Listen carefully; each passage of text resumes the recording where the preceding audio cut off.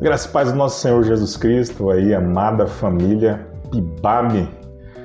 Estou começando esse vídeo e nesse vídeo nós vamos falar sobre um tema: se envolver para quê? Para que nós precisamos nos envolver com a igreja, com a nossa comunidade?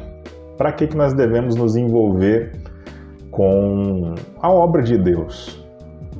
Nós temos falado muito sobre isso, sobre a necessidade de um verdadeiro envolvimento com a obra do Senhor, um verdadeiro envolvimento com a sua comunidade, que é a PIBAB, né? E esse vídeo é voltado para líderes, que aqueles que já estão trabalhando nos ministérios, nas células, e para aqueles que ainda não trabalham, né, nos ministérios.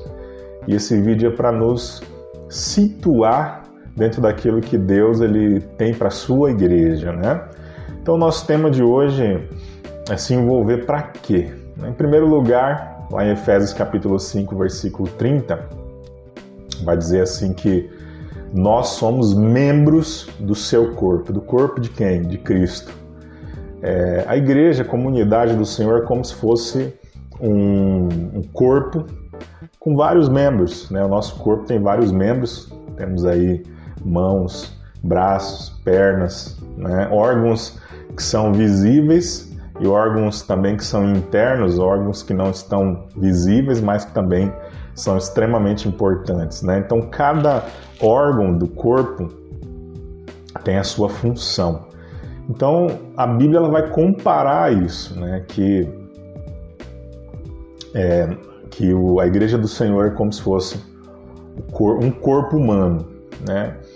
E a gente sabe que quando um corpo ele tem ali um dos seus membros paralisados, por exemplo, imagine se sua mão ela ficasse paralisada, né? Imagine se sua mão, a mão que você usa para escrever, para fazer, para executar as suas tarefas. Imagina se ela tivesse paralisada. Agora vamos pensar no polegar, coisa simples, né? Talvez não precisa a mão inteira, mas o teu polegar. Imagine se o seu polegar ele estivesse paralisado, se você perdesse o seu polegar, se ele fosse amputado, se ele ficasse de alguma forma aleijado, o seu polegar. Você só pudesse usar esses quatro dedos aqui.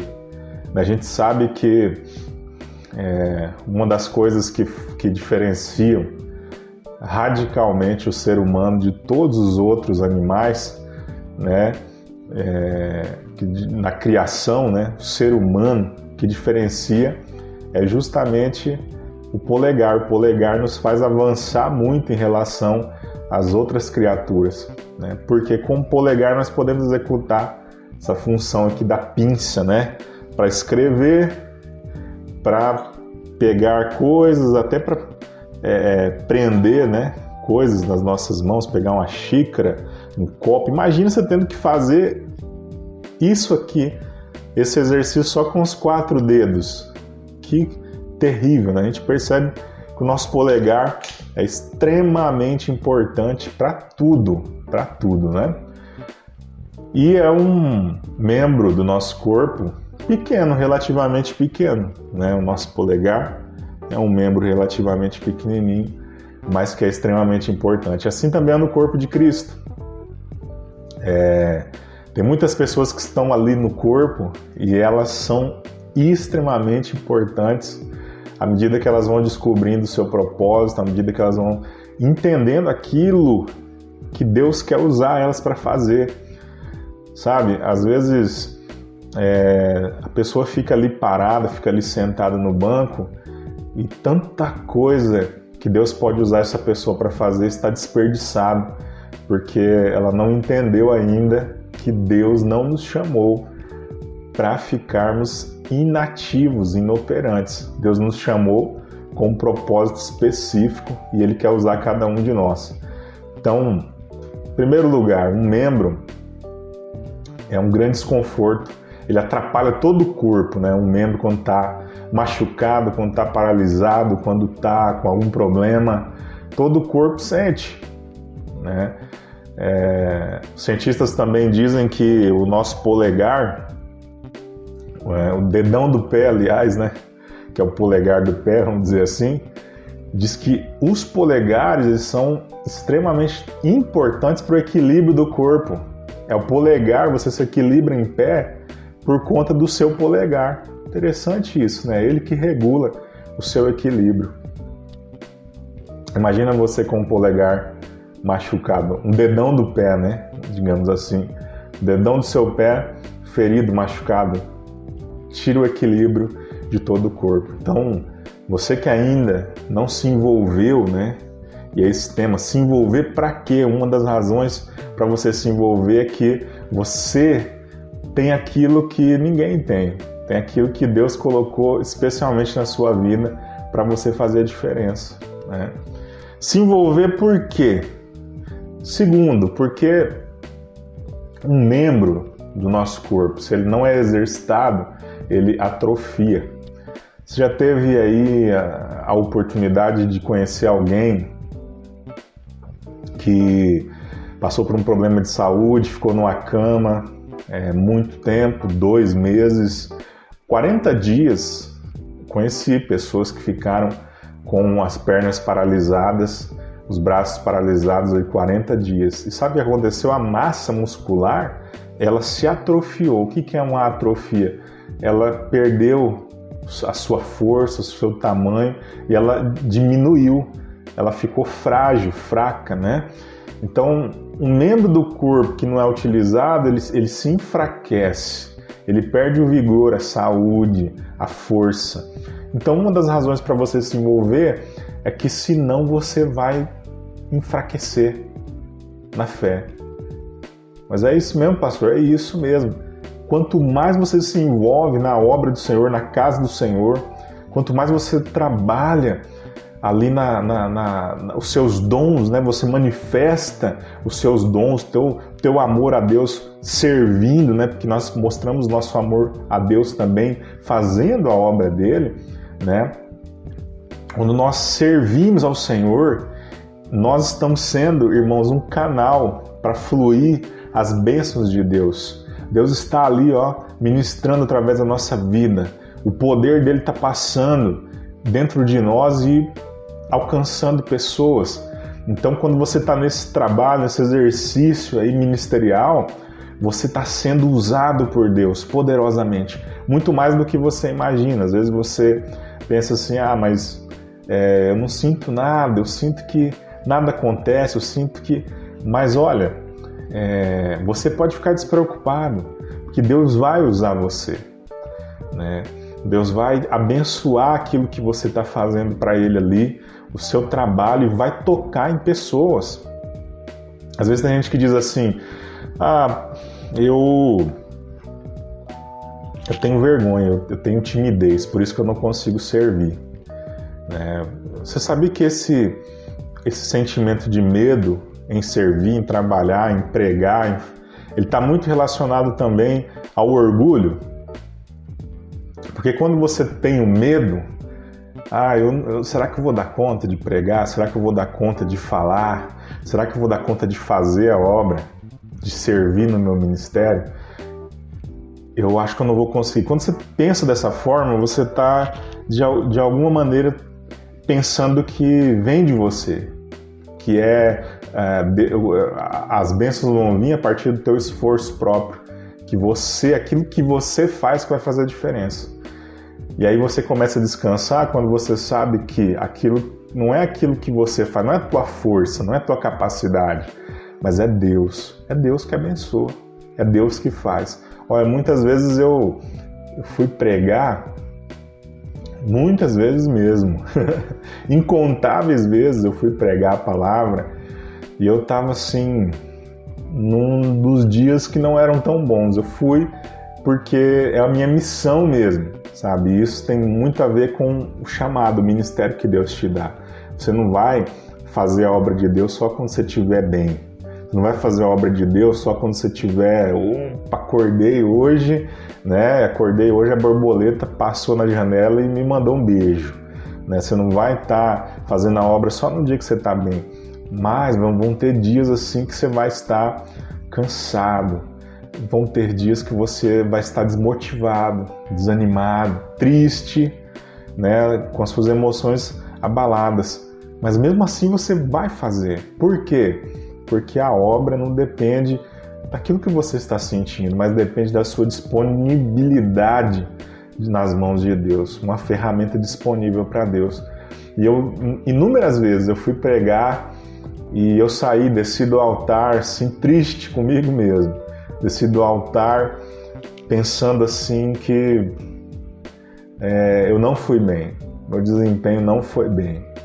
Eu triste com o meu desempenho, mas depois eu ouvi muitas pessoas dizendo que foram abençoadas, que aquela palavra Deus usou, que Deus falou a vida dela todinha através daquela mensagem. E eu, uau, né? Deus falando para mim assim, ó, não é você. Vai, simplesmente vai. Faça a obra e eu vou abençoar. E se você não faz a obra, você se atrofia. Agora, se você faz, se você se envolve nas coisas do Senhor, a sua fé é exercitada, a sua vida espiritual, o teu conhecimento, o teu ânimo, a certeza de que Deus vai fazer é alimentada. Então, cada vez mais você cresce na fé, você cresce dentro da tua comunidade, você se torna relevante dentro da sua comunidade, né? Então, para que me envolver? Porque quem não se exercita, um membro que não se exercita, atrofia, tá bom? Para que me envolver com a obra do Senhor? Para que me envolver nos ministérios? Porque a verdadeira fé, ela fala. A verdadeira fé, ela faz. A verdadeira fé, ela é operosa. Não existe fé silenciosa. Não existe fé que ninguém vê. A palavra do Senhor diz assim que pelos frutos nós conheceremos a árvore. A fé sem obras é morta. A palavra do Senhor diz isso claramente, que a fé genuína, ela não é muda. Olha o que diz em 2 Coríntios capítulo 4, versículo 13. Continuamos a pregar porque temos o mesmo tipo de fé mencionada nas Escrituras. Qual que é esse tipo de fé? 2 pontos, abre aspas. Cria em Deus, por isso falei, fecha aspas.